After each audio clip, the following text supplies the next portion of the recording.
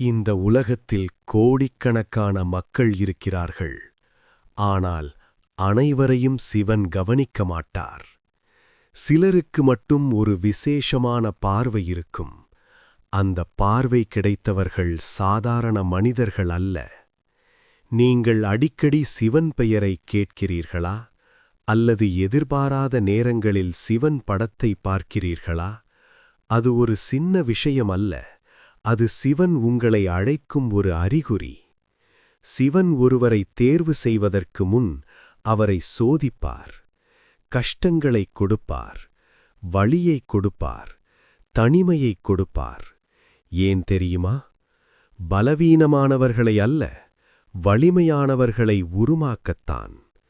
நீங்கள் இப்போது சந்திக்கும் பிரச்சனைகள் உங்களை உடைக்க அல்ல, உங்களை மாற்ற, உங்களை உயர்த்த, உங்களை ஒரு புதிய மனிதராக உருவாக்க.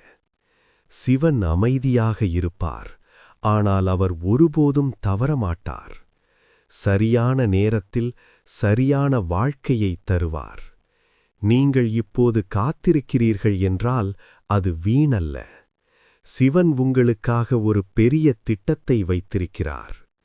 நீங்கள் இப்போது அனுபவிக்கும் வழி நாளை உங்கள் வலிமையாக மாறும்.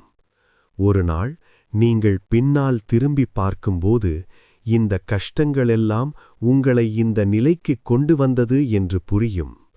அந்த நாளில் நீங்கள் சிவனை நன்றி கூறுவீர்கள். நம்பிக்கை வையுங்கள், அமைதியாக இருங்கள். சிவன் உங்களுடன் இருக்கிறார்.